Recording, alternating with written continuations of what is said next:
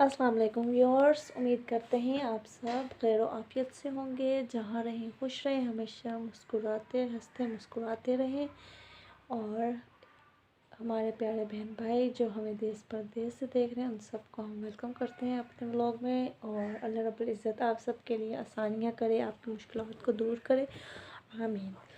तो व्यूअर्स, आज मैं आपसे शेयर करने वाली हूँ कुछ रियलिटीज़ जो कि ससुराल और मायके के दरमियान में होती हैं। मतलब जो इंसान है वो फील करता है जिन जिन डिफरेंसेस को और जिन जिन प्रॉब्लम को फेस करना पड़ता है एक लड़की को, वो मैं आपसे आज डिस्कस करने वाली हूँ। और उम्मीद करती हूँ कि आपको मेरी जो रियलिटीज़ हैं जो मैं आपसे शेयर करूँगी उनसे आप सहमत होंगे और बिल्कुल एग्री करेंगे। और आपको भी उन रियलिटीज़ से फ़र्क पड़ता होगा, क्या पता अपनी लाइफ में आपको भी वो सब फेस करना पड़ता हो। तो बात करें जी ससुराल डिफरेंसेस में का, तो जैसे कि ससुराल में काफ़ी चीज़ें ऐसी हो जाती हैं जब हम अपने माँ बाप के घर होते हैं तो हमें नहीं पता होता कि आगे जाके इनके बारे में भी हमें जो है फेस करना पड़ सकता है। जैसे कि कोई छोटी मोटी चीज़ टूट जाना अपने घर में आम सी बात होती है,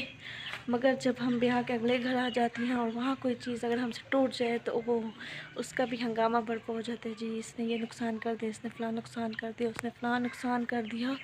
तो ये भी एक इनकलाब सा आ जाता है और बिल्कुल न्यू चीज़ होती है लड़की के लिए, क्योंकि वो इन सब चीज़ों को मायके में कहीं फेस नहीं करके आई। और ससुराल में ये इनकलाब बरपा होना और इस तरह के छोटी छोटी बातों को इश्यू बनाना, तो ये काफ़ी जो है ना प्रॉब्लम्स होती हैं जिनसे गुज़रना पड़ता है हर लड़की को। शायद के कुछ लड़कियां हों, क्या पता, कुछ के ससुराल वाले अच्छे भी होते हैं, पर इसके अलावा जो है बहुत सी चीज़ें ऐसी होती हैं और आए दिन कोई ना कोई बातें, जी बहुत खा रही है, मोटी हो गई है।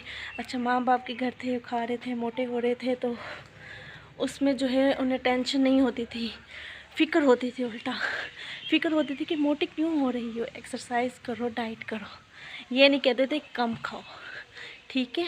अब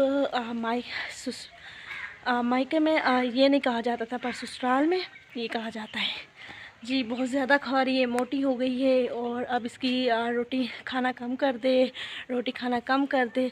तो देखें, ज़रूरी नहीं कि इंसान रोटी से ही मोटा हो रहा है, क्योंकि आजकल महंगाई का दौर है और हर शख्स 2 वक्त की 3 वक्त की रोटी ही तो खा रहा है मुश्किल से, और क्या खा रहा है, और तो कुछ भी नहीं खा रहे हैं हम, ठीक है।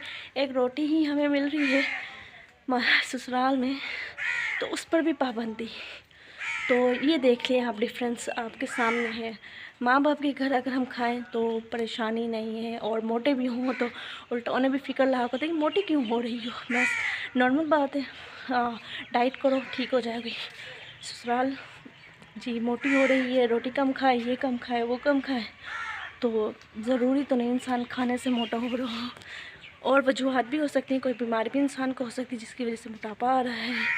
इसके अलावा अक्सर माँ बाप जो है शादी के वक्त नहीं देखते कि लड़का जॉब करता है नहीं करता। अच्छा, ये सारी चीज़ें मैं वो आपसे शेयर करें जो मेरी लाइफ में मेरे साथ हो रहा है या हुआ है, और मुझे ऑकवर्ड लगा है, देखकर सुनकर काफ़ी अजीब लगता है, तो मैं इनका शेयर करूं, क्या पता काफ़ी सारी लड़कियों के साथ भी यही इशू होता हो, ठीक है। और वो जो है कह नहीं पाती किसी से, या कोई भी सुनने वाला नहीं होता, तो हम तो अपना जो गुबार है इसी तरह वीडियो बनाकर हल्का कर लेते हैं। और कुछ ऐसी हैं जिनको ये सब करने का भी मौका नहीं मिलता, तो ऐसा भी होता है।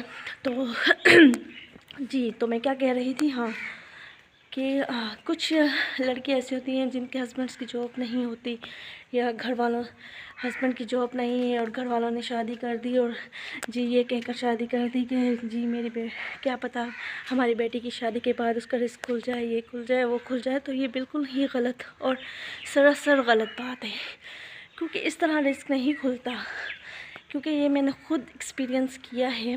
शादी से पहले भी जॉब नहीं थी मेरे हस्बैंड की, और अब भी नहीं है, और माशाल्लाह मास्टर किया हुआ है उन्होंने, पर फिर भी कोई जॉब नहीं मिल रही। पाकिस्तान में आपको पता है आजकल जो हालात हैं, कहीं भी जॉब्स नहीं मिल रही।